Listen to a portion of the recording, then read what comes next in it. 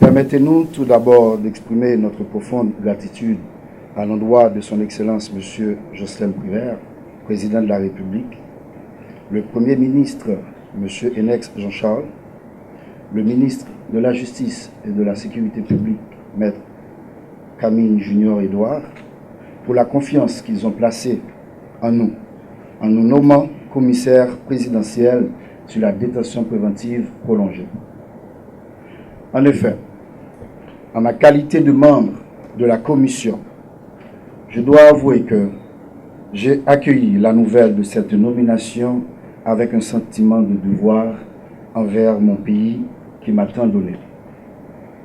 Le choix de ma personne comme président est avant tout une grande responsabilité et non un privilège que je m'engage à accomplir avec efficacité et équité, tout en comptant sur le support et les conseils des autres membres de la commission.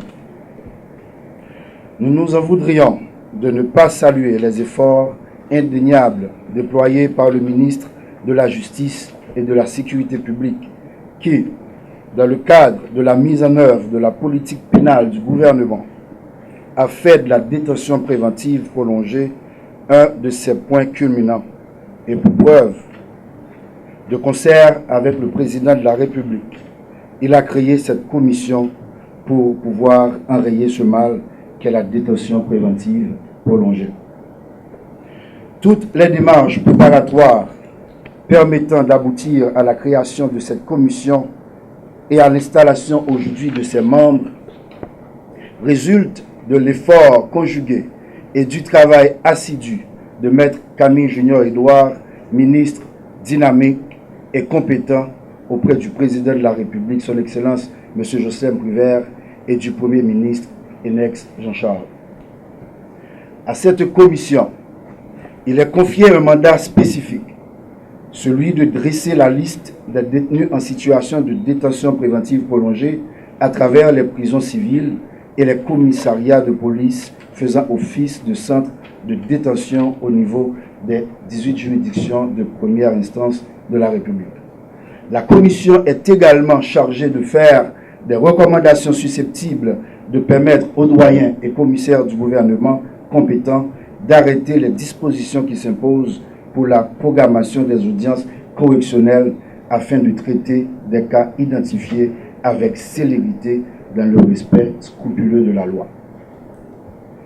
Mesdames, Messieurs, la détention préventive, considérée comme une mesure plus grave que la garde à vue, constitue une atteinte à la liberté individuelle quand elle est prolongée. Cependant, on ne saurait ignorer que la détention préventive peut être justifiée en raison des considérations pratiques et théoriques de l'enquête judiciaire. Il faut aussi signaler que la détention préventive n'est pas une originalité haïtienne. Elle est une pratique commune à tous les systèmes judiciaires du monde. Même dans les pays où la justice est efficace, elle est très considérable. Elle est normale et compréhensible du fait que la justice ne peut être expéditive, qu'elle a besoin de temps raisonnable pour trancher. Par contre, elle devient un problème lorsqu'elle dépasse la limite du délai raisonnable. C'est alors qu'on la qualifie de prolongée. Elle devrait être exceptionnelle et aussi brève que possible. Malheureusement, chez nous, en Haïti, elle paraît être non l'exception, mais la règle à un point tel qu'elle est fort souvent prolongée. Mesdames, Messieurs, vous n'êtes pas sans savoir que, hormis les problèmes d'ordre structurel et infrastructurel, la question de la détention préventive prolongée reste le plus grand mal qui ronge le système judiciaire haïtien, avec près de 80% de la population carcérale du pays en attente d'une décision judiciaire. Elle est l'une des tares du système plus préoccupante que jamais. Ces causes sont de nature très diverse. Ainsi, il importe de souligner qu'elles résultent parfois des arrestations abusives, illégales et du maintien en détention effectué par certains policiers, juges de paix et commissaires du gouvernement, du non-respect du délai légal prévu pour la clôture de l'instruction et du non-recours systématique à la citation directe telle que prévue par la loi du 6 mai 1927. Dans cet ordre d'idées, sans vouloir être exhaustif, permettez-nous de rappeler que, comme le veut la loi, la police ne peut procéder d'office à l'arrestation d'une personne que dans le cadre de flagrant délit. Elle est autorisée seulement à retenir un suspect pendant 48 heures et ensuite elle doit le déférer devant l'autorité judiciaire compétente. Monsieur le ministre, la détention préventive prolongée est considérée comme un défi à la justice haïtienne. Défi pour les gouvernements qui se sont succédés au pouvoir. À chaque succession d'une équipe au pouvoir, elle fait toujours de la détention préventive prolongée et de la réforme judiciaire une priorité. Cependant, aucun plan de mise en œuvre n'a réussi à éradiquer ce fléau nuisible au fonctionnement du système judiciaire haïtien. Par ailleurs, en ce qui vous concerne, Monsieur le ministre, inutile de rappeler combien la problématique de la lutte contre la détention préventive prolongée est au cœur de vos préoccupations. En témoignent vos rencontres avec les différents membres de la communauté internationale intéressés par la question de la détention préventive prolongée, l'organisation du Forum des 5 et 6 mai 2016 conduisant à la création de cette commission, ainsi que de vos visites dans les différentes prisons du pays.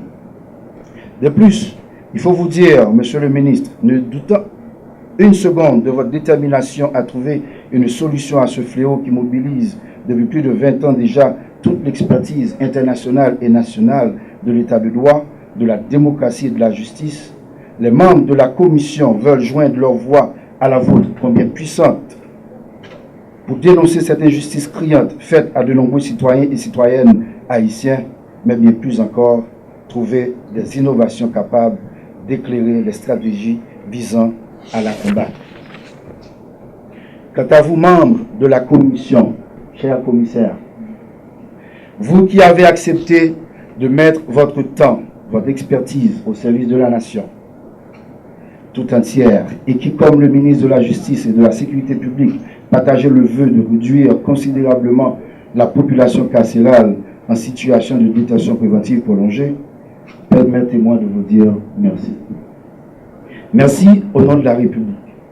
Merci au nom de la population carcérale qui attend beaucoup de vous.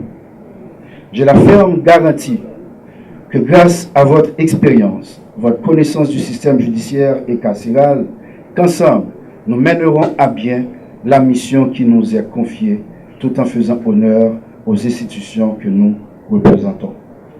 Au-delà de notre détermination, de notre engagement à remplir notre mission, nous en appelons au support et à l'encadrement des plus hautes autorités de la nation, particulièrement de son Excellence, M. Jocelyn Prévert, président de la République, du Premier ministre Enex Jean-Charles et du ministre de la Justice et de la Sécurité publique, M. Camille Junior Edouard.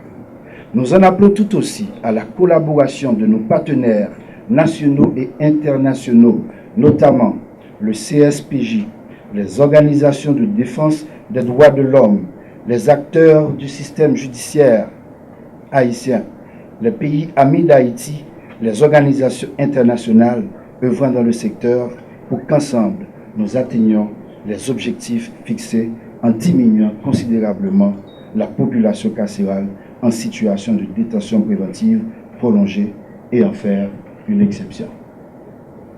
Le chemin est long, le travail est ardu, mais notre détermination est à la hauteur de ce grand défi.